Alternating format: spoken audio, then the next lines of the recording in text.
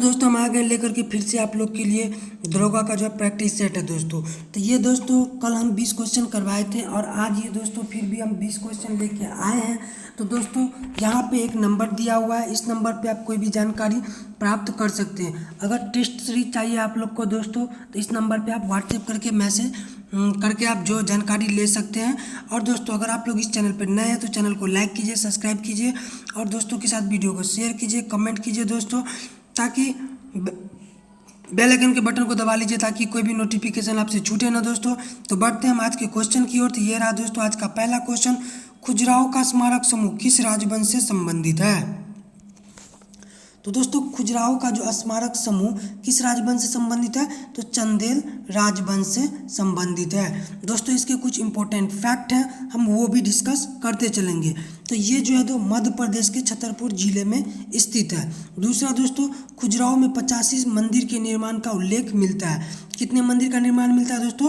तो 85 मंदिरों का निर्माण मिलता है। ये मंदिर हिंदू, वैष्णव, शैव, शक्ति एवं शक्त 9 धर्म से संबंधित है दोस्तों। इन मंदिरों की जो शैली है वो कैसी होती है? तो वो नागर शैली की मंदिरें होती है दोस्तों। इसके अगले पॉइंट हम देखते हैं, चंदेल वंश का संस्थापक कौन था दोस्तों? तो चंदेल वंश का संस्थापक नन्नुक था। तो दोस्तों बढ़ते हैं हम अगले क्वेश्चन की ओर। तो दोस्तों ये क्वेश्चन आपके एग्जाम के पॉइंट ऑफ व्यू से बहुत ही महत्वपूर्ण होने वाला है। तो दोस्तों के साथ वीडियो को शेयर कीजिए, कमेंट कीजिए, लाइक कीजिए दोस्तों। चलते हैं हम अगले क्वेश्चन की ओर। तो ये रहा दोस्तों आपका अगला क्वेश्चन, गांधी नोबेल शांति पुरस्कार 2020 किसे प्रदान किया गया है? तो दोस्तों गांधी नोबेल शांति पुरस्कार 2020 किसे प्रदान किया गया है? तो वो कन्हैया त्रिपाठी को प्रदान किया गया है। तो दोस्तों चलते हैं हम अगले क्वेश्चन की ओर। तो ये रहा दोस्तों आपका अगला क्वेश्चन, भारतीय सशस्त्र बल द्वारा चीन के तनाव के बीच किस परियोजना को पुनर्जीवित करने की घोषणा की है? तो दोस्तों भारतीय सशस्त्र बल के द्वारा चीन के तनाव के बीच किस परियोजना को पुनर्जीवित करने की घोषणा की है? तो उस प्रोजेक्ट का नाम क्या है दोस्तों? परियोजना का तो प्रोजेक्ट चीता है, प्रोजेक्ट चीता।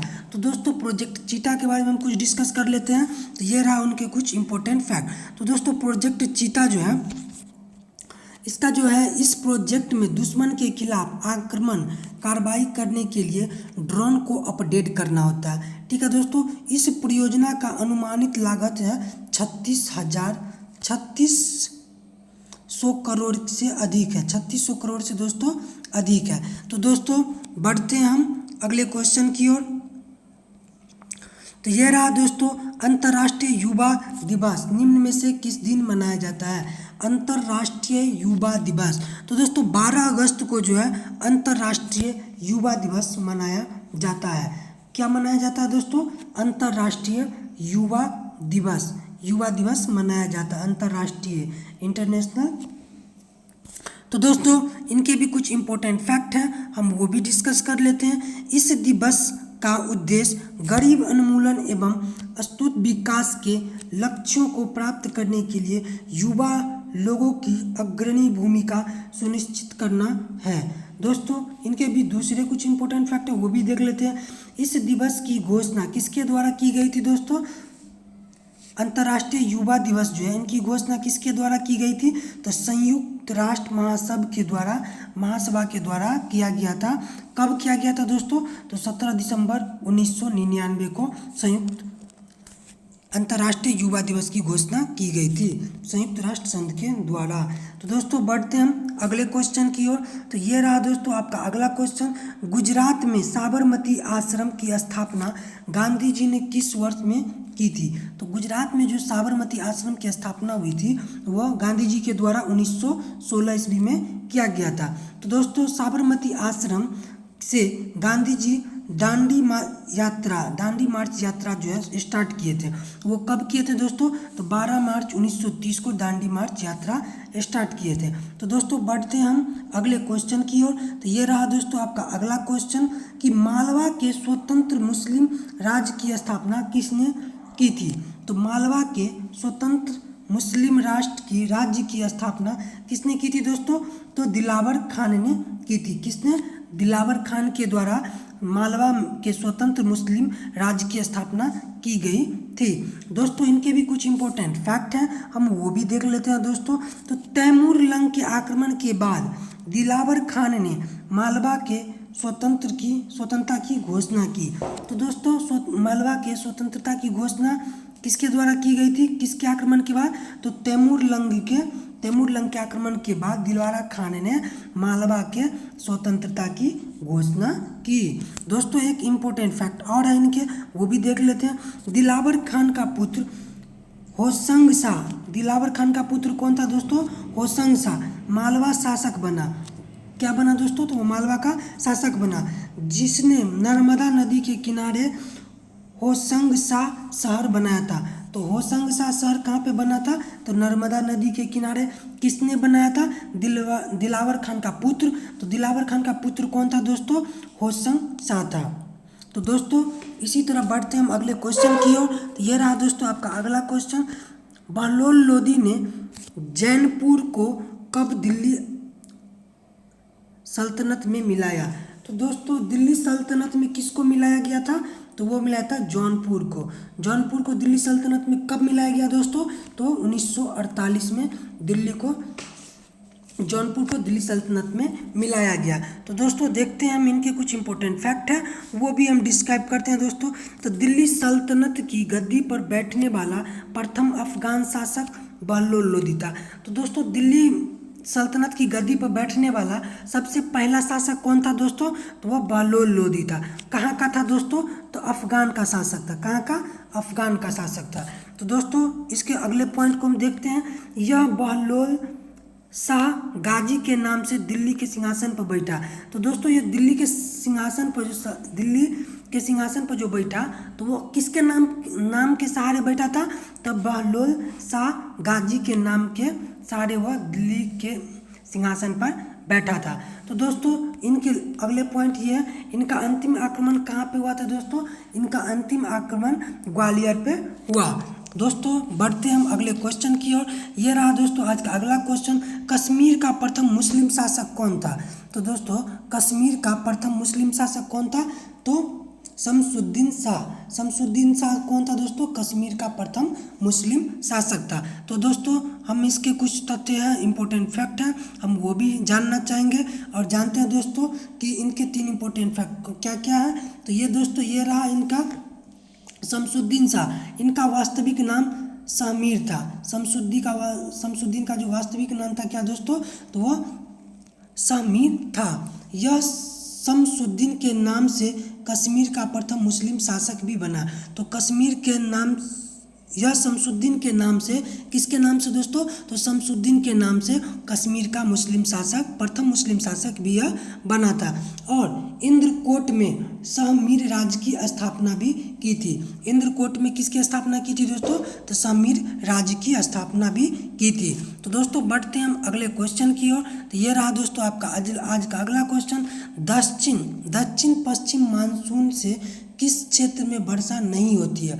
दक्षिण पश्चिम मानसून से किस क्षेत्र में वर्षा जो है वह नहीं होती है? तो तमिलनाडु का पूर्वी तट से वर्षा नहीं होती है। क्यों नहीं होती है दोस्तों? तो ये जानते हैं। तो तमिलनाडु पश्चिम घाट के पर्वत दृष्ट छाया क्षेत्र में पड़ता है। इसका जो तमिलनाडु पश्चिमी घाट के जो पर्वत होते हैं वो दृष्ट छाया क्षेत्र में पड़ते हैं। इसके कारण दक्षिण पश्चिम मानसून में वर्षा कम होती है। तो दोस्तों बढ़ते हम अगले क्वेश्चन की ओर। तो ये रहा दोस्तों आज का अगला क्वेश्चन।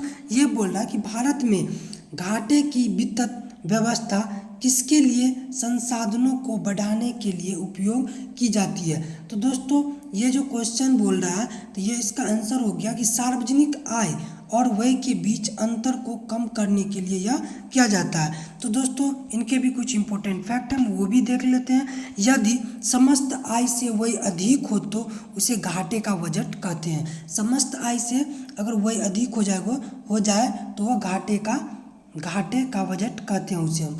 घाटे की वित्तीय व्यवस्था को हिनार्थ प्रबंधन कहते हैं। घाटी की वित्तीय व्यवस्था को क्या कहते हैं? हिनार्थ प्रबंधन कहते हैं। दोस्तों इसके एक और पॉइंट है, बजट में घाटे के इस अंतराल को पूरा करने की प्रक्रिया घाटे की वित्त व्यवस्था कहलाती है। तो दोस्तों बढ़ते हम अगले क्वेश्चन की ओर।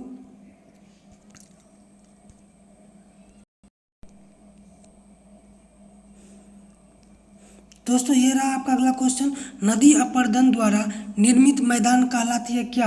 तो वो नदी अपर्दन के द्वारा निर्मित मैदान को हम कहते हैं पेनीप्लेन। पेनीप्लेन कहते हैं। क्या कहते हैं दोस्तों? तो पेनीप्लेन कहते हैं। नदी अपर्दन द्वारा निर्मित मैदान पेनीप्लेन कहलाता है। तो दोस्तों इनके कुछ इंपॉर्टेंट फैक्ट हम वो भी डिस्कस करते हैं। तो दोस्तों ये रहा कि यह मैदान नदी द्वारा किए गए अपर्दनात्मक कार्यों से निर्मित होते हैं। दूसरा इंपॉर्टेंट फैक्ट है दोस्तों, इसका निर्माण समतल क्षेत्र में टीले के रूप में होता है।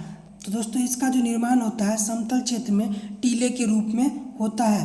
पवन अपर्दित मैदान को हम क्या कहते हैं दोस्तों? पेडी प्लेन कहते हैं। तो दोस्तों बढ़ते हैं हम अगले क्वेश्चन की ओर। ये रहा दोस्तों, बाणभट्ट हर्ष की तुलना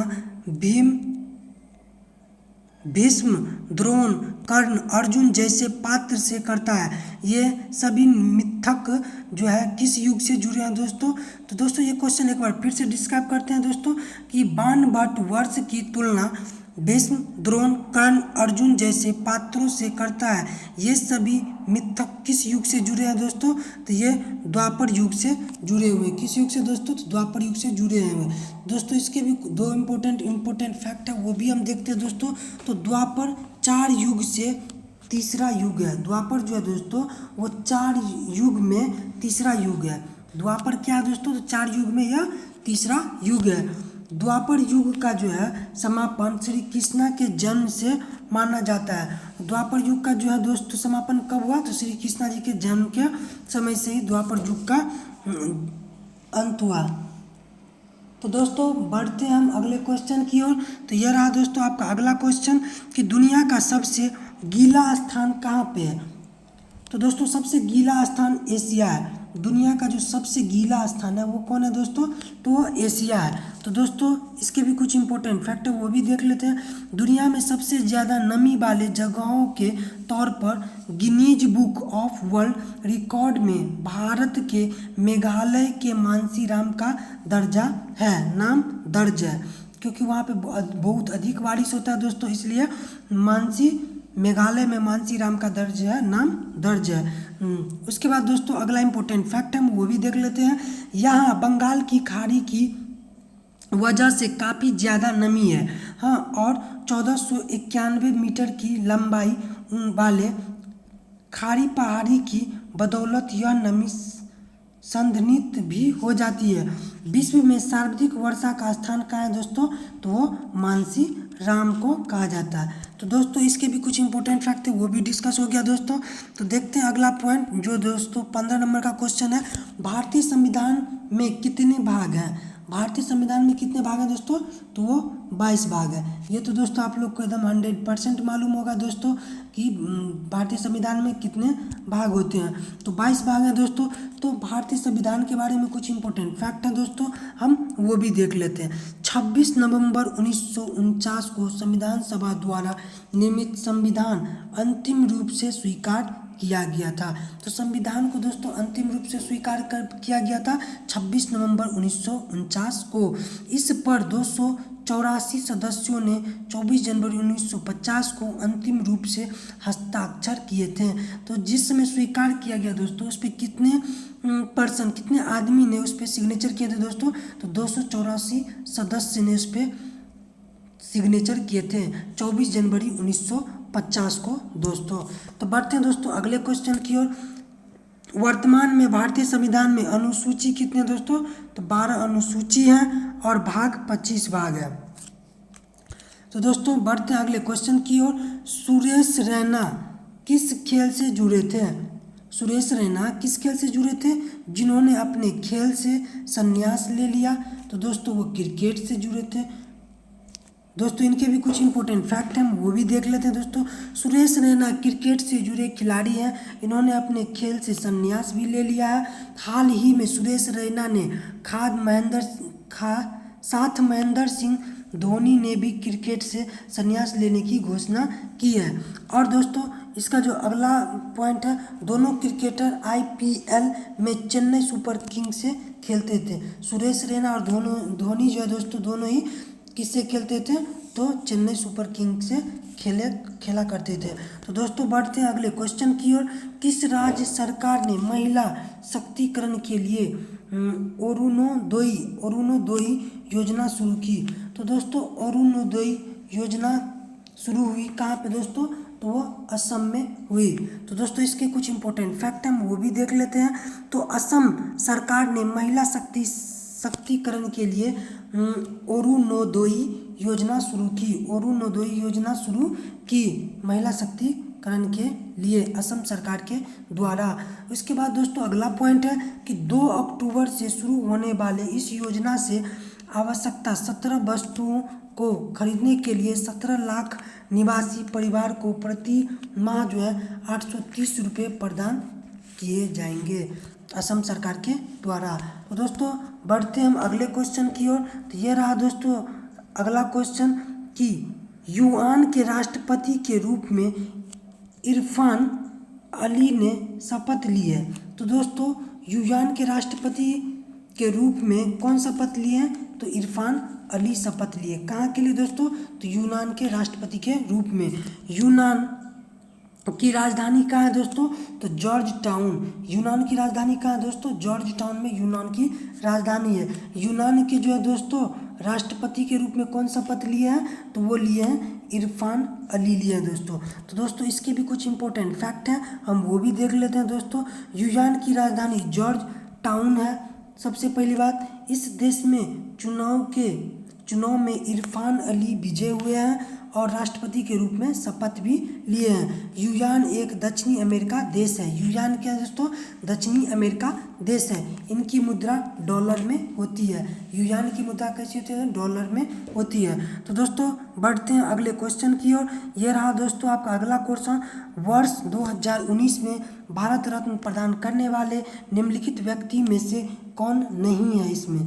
तो दोस्तों अटल बिहारी वाजपेयी ये जो है 2019 में भारत रत्न प्राप्त करने वाले व्यक्ति नहीं है। तो दोस्तों इसके कुछ इंपॉर्टेंट फैक्ट हैं, वो भी देखते चलेंगे।